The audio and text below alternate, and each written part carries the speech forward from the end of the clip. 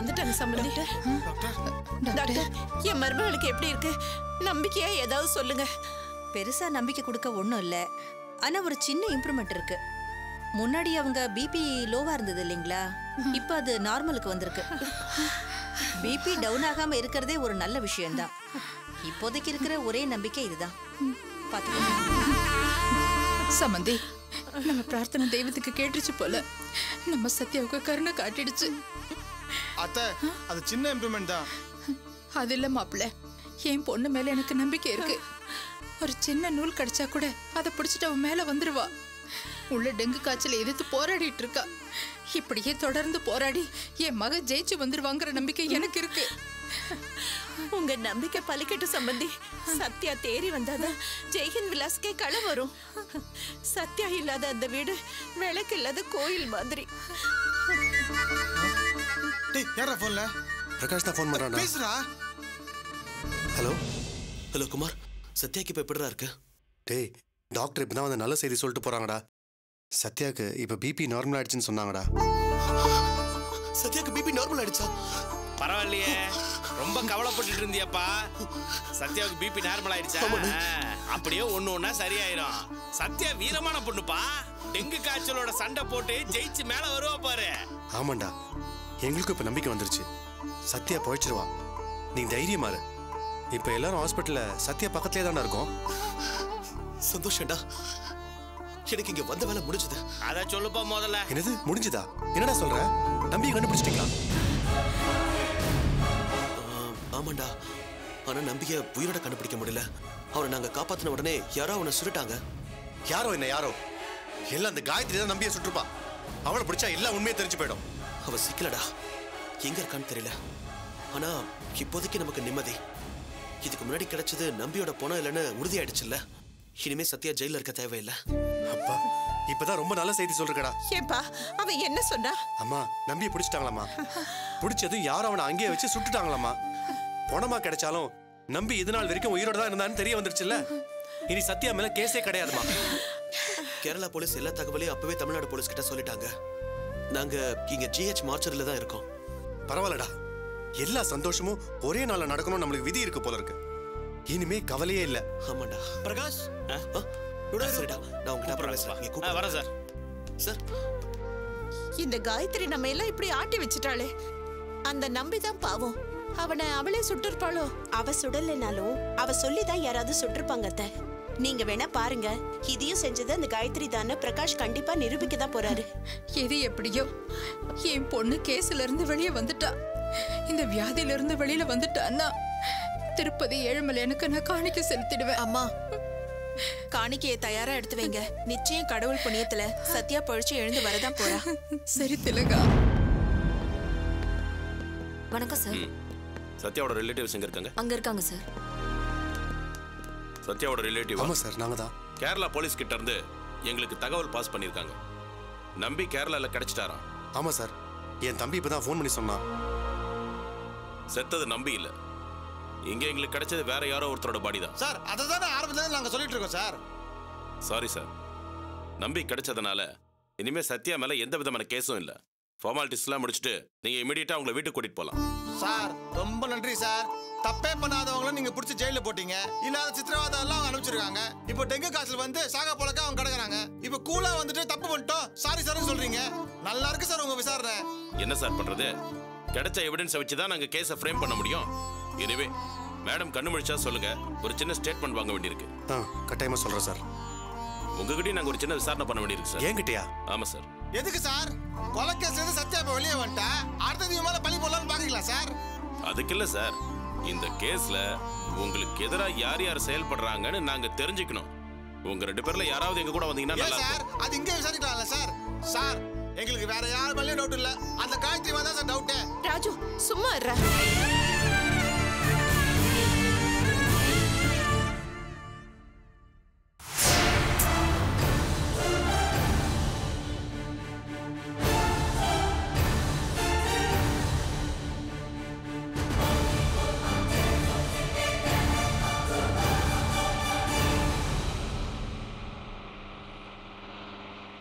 நீ சத்யகலா ನಿನ್ನ husband ವೆಲ್ಲಿಗಿರಿ guest house ಮುಂಬ vial ನೊರತಲ್ಲಿ ಕಿಡಕನ போய் என்னன்னு நோக்கு என்னாச்சு பாருங்க யாரும் அவன் அடுத்து போகணும்ல நீ வேகம் போய் என்னன்னு நோக்கு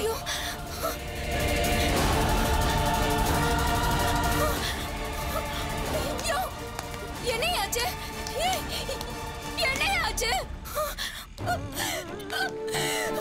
ஐயோ எனக்கு தலையை அடிச்சுக்கிட்டேன் இப்ப என்னாச்சுன்னு பாத்தியா சேட்டா പോലീസിനെ ഭയന്ന് വിഷം കഴിച്ചതാ മോളെ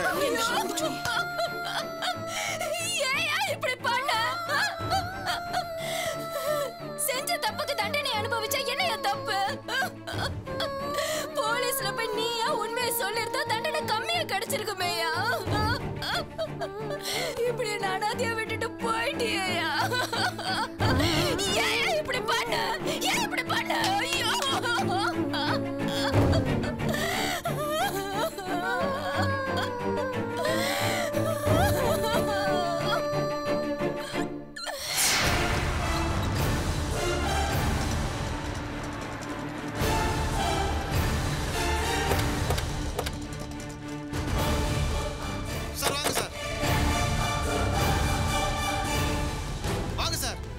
கான்ஸ்டபிள் இங்கே இருக்காங்க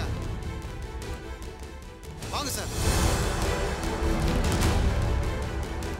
இங்கதான் சார் இது இல்லையா இவங்கதான் சார் என்ன சார் என்ன விஷயம் என்ன விஷயமா படுவாவி அநியாயமா நம்பியை கடத்தி வச்சுட்டு சத்யாவை ஜெயில தள்ளிட்டியே உன்னை நான் சும்மா விட மாட்டேன் சார் இவங்களை அரெஸ்ட் பண்ணுங்க சார் என்ன சார் இது நம்பியை கடத்தி கொலை பண்ண கேஸ்ல உங்களை விசாரிக்க வந்திருக்கேன் நானா கொலை பண்ண ஐயோ சார் எப்படி நினைக்க பாருங்க சார் நீ இல்லாம உன் பாட்டில கடத்துற சார் இவங்களை எப்படியே விட்டுறாதீங்க சார் தூக்கிட்டு போய் உள்ள வச்சு உங்க பாட்டில விசாரிங்க சார் உண்மையை தானாவே கக்கிடுவா மிஸ்டர் மரியாதையா பேசுங்க ஃப்ராட் பண்றவங்களுக்கு எதுக்கு மரியாதை கொடுக்கணும் என்ன நீ மட்டும் ரொம்ப யோகியமா நீ தானே கூட்டு கலவானி நம்பிய உயிரோட கடத்தி வச்சுட்டு ஒரு போலி பாடி ரெடி பண்ணி அது நம்பின்னு அடையாளம் காட்டி இவ போலீஸை ஏமாத்திருக்கா சத்யாவே ஜெயில் கிளம்பி இருக்கா அதுக்கு இவ ஜெயிலுக்கு போனோம் உனக்கு என்ன வலிக்குது ஏய் என்ன நான்சென்ஸ் இது என்ன நான்சென்ஸ்னு போலீஸ் உனக்கு புரியக்கும்மா நம்பிய பிரகாஷ் கேரளால புடிச்சிட்டான் உயிரோட கொண்டு வந்திருப்பா ச்சே யாரோ ஒரு ஆதாரி அவனை சுட்டுச்சு காப்பாத்த முடியல ஆனா அவளை கேரளாவை கொண்டு போனது நீ கடத்தி ஒளிச்சு வச்சது நீ அதனால தான் உன்னை அரெஸ்ட் பண்ண போலீஸ் வந்துருக்குது என்ன நீங்க ஓவரா பேசிட்டே போறீங்க இவங்க தான் கடத்துனாங்கிறதுக்கு என்ன ஆதாரம் இவங்களோட வக்கீல்னா ஏன் முன்னாடியே கண்டுபிடி பேசுவீங்களா நீ வக்கீல்ல விட்டுருவாங்களா உன் மேல இருந்தா கேஸ் இருக்குது உன் கெஸ்ட் ஹவுஸ்ல தானே அவனை ஒளிச்சு வச்சிருந்தா அந்த கடத்தலுக்கு நீயும் தானே சப்போர்ட்டா இருந்த சார் எலிசா வீணா பேசிக்கிட்டு 2 பேரும் அரெஸ்ட் பண்ணுங்க சார் அப்பதான் உண்மை வெளிய வரும் சார் என்ன பேசுறீங்க ஏன் கெஸ்ட் ஹவுஸ்ல நம்பி அடைச்சு வச்சிருந்தேனா என்ன விளையாடுறீங்களா விளையாட்டு காட்டுறது நீயும் நிக்கிறால உன் ஃப்ரெண்டு இவளும் தான் கந்தசாமியை வச்சு நம்பியை கடத்திட்டு இப்ப ஒண்ணுமே தெரியாத மாதிரி டிராமா போடுறீங்களா உன் டிராமால நம்புறதுக்கு நானும் போலீஸும் காதவனும் பூ வச்சுக்கிட்டு ஸ்டாப் இட் என்ன சொல்ல வரீங்க கந்தசாமி நம்பிய கடத்தி இருக்கான் அதுக்கும் இவங்களுக்கும் என்ன சம்பந்தம் எப்படி சொல்றீங்க என்ன ஆதாரம் இருக்கு உங்ககிட்ட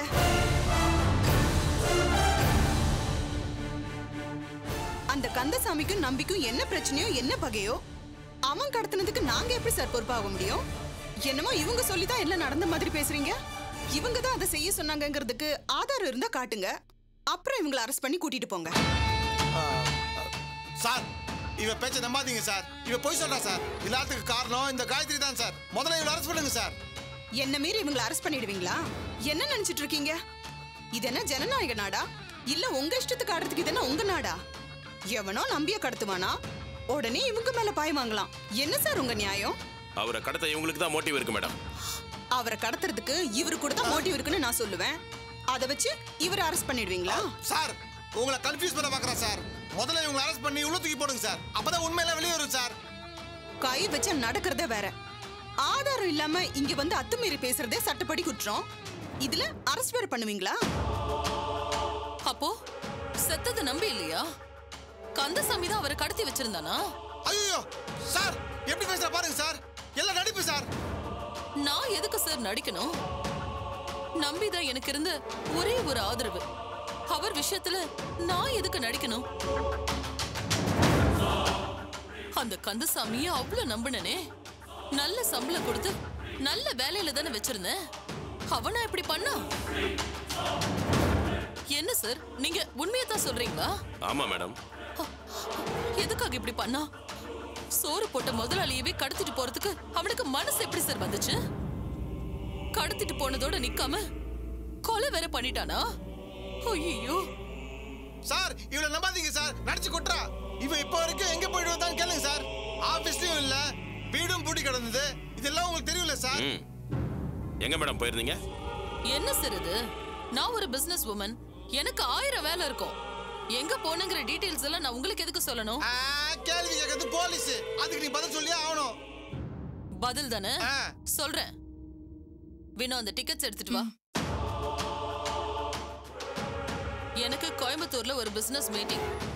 அதுக்காக நானும் என் தங்கச்சியும் ஃப்ளைட்ல போயிட்டு ஃப்ளைட்லயே திரும்ப வந்துட்டோம். அதுக்கான டிக்கெட்ஸ் தான் இது. நல்லா பாத்துக்கோங்க.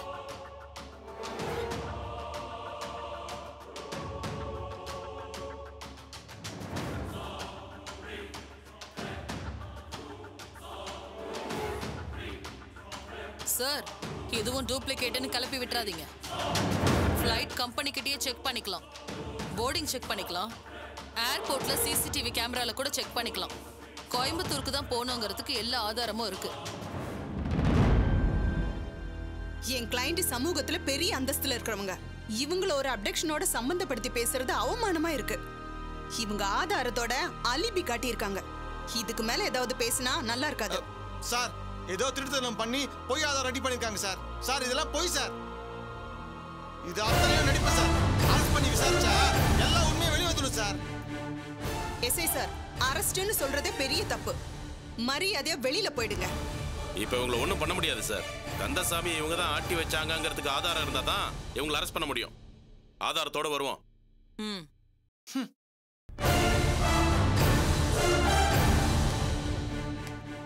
ஏய் ஃப்ராட் காயத்ரி, தப்பிச்சிட்டோன்னு நினைச்சுக்காத. பிரகாஷ் உன்னை சும்மா விட மாட்டான். ஆதாரத்தோடையும் அந்த கந்தசாமியோட வருவான். உன்னை ஜெயில தள்ளி திருவாண்டி அவன். ஏய் போடா.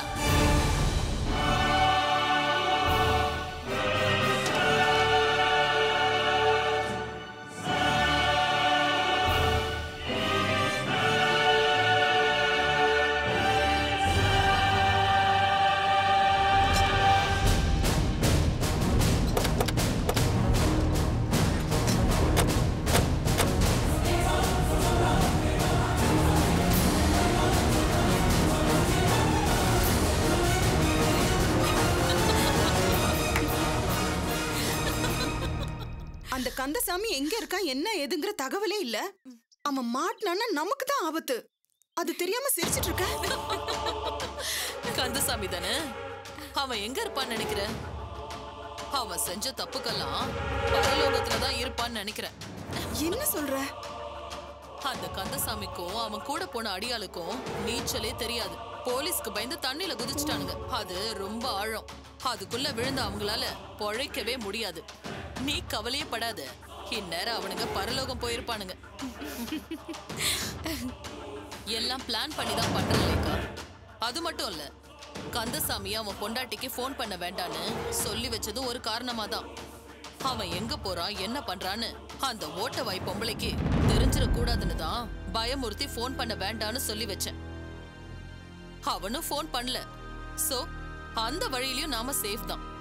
என் டவுட் எல்லாம் ஒரே ஒரு விஷயத்துல தான் காயத்ரி. அந்த வெள்ளியங்கிரி இருக்கான்ல, அவன் நல்லவன் தான், நம்ம சொல்றத கேக்குறவன் தான்.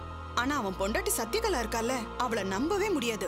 அவ ஏதாவது ட்விஸ்ட் பண்ணி அவனை போலீஸ்ல சரண்டர் பண்ணிட்டா நமக்கு தான் சிக்கல். லேகா, கவலையே படாது. அந்த வெள்ளியங்கிரி இனி பேசவே மாட்டான். பேச முடியாத இடத்துக்கு அவனையும் அனுப்பியாச்சு. என்ன பண்ண? நம்பிய கொன்னுட்டு நாங்க திரும்பி வந்துட்டு இருந்தப்போ அங்க அந்த வெள்ளியங்கிரி தப்பிச்சு எங்க முன்னாடி வந்துட்டு இருந்தான். மேடம், நம்பிய போலீஸ் பிடிச்சிருச்சு. என்ன வேற நம்பிக்கை நல்ல அடையாளம் தெரியும் மேடம். 10 குறைக்கு என் பொண்டாட்டி வேற இருக்கா. அவளே போலீஸ்ல புடிச்சு கொடுத்துருவா மேடம். தயவு செஞ்சு என்ன கொஞ்சம் காப்பாத்துங்க மேடம். உங்களுக்காக தானே மேடம் நான் எல்லாத்தையும் செஞ்சேன். உன் பொண்டாட்டிக்கு அப்படி என்ன உன் மேல கோவம்? கோவம்லாம் ஒண்ணும் இல்ல மேடம். அந்த பிரகாஷ் சம்சாரம் சத்யாவும் இவளும் ஒரே ஊருக்காருங்க மேடம். ரொம்ப ஸ்நேகிதுங்க மேடம்.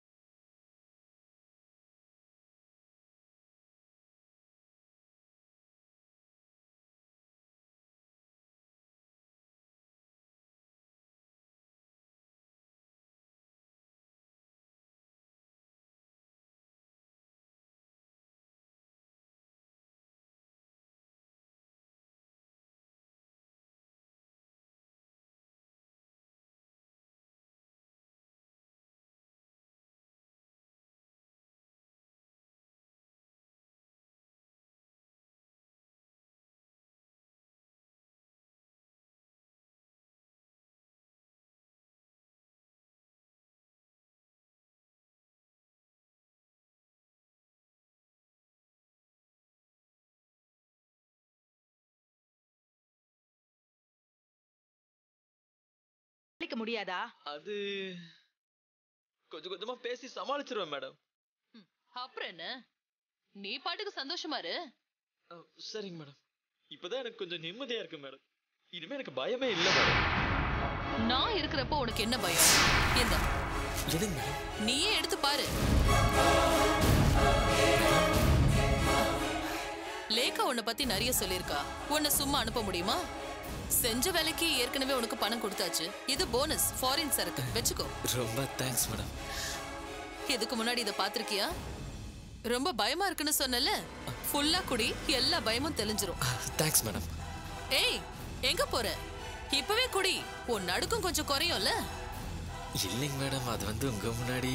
இல்ல பரவாயில்ல, குடி. Okay madam.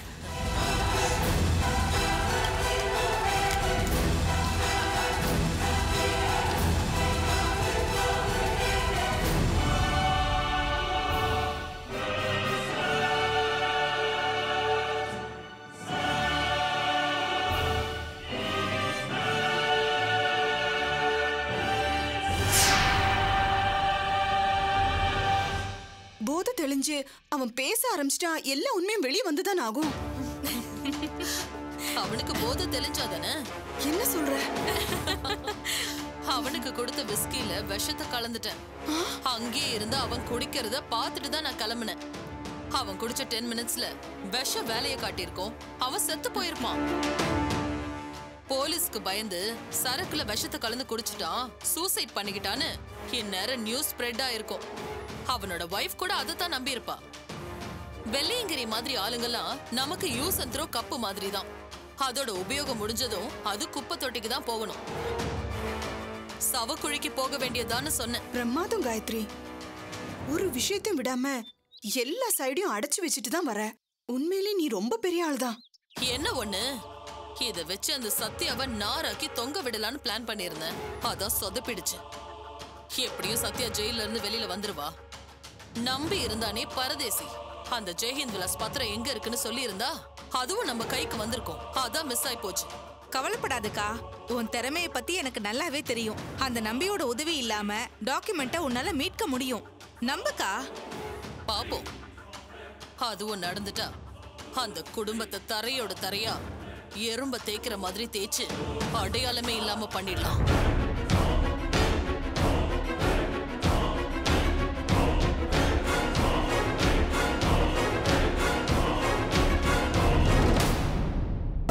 என்ன ஒரு தடவை சொன்னா செய்ய மாட்டீங்களா?